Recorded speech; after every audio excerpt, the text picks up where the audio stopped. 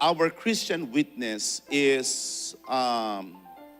something that we need to work at. How are you as a neighbor in your community? How are you? Kamusta ka bilang isang kapitbahay? Kamusta ka bilang isang kaeskwela? Isang estudyante sa paaralan nyo? Kamusta ka bilang isang manggagawa sa trabaho nyo? Kamusta ka bilang isang kapatid sa inyong pamilya? Kamusta ang inyong social media, ang inyong presensya sa social media? Kamusta ang iyong pakikitungo sa kapwa mga mananampalataya? Sinasabi na ang pinakamalaking bahagi ng bagong tipan, naririyan pa ba kayo?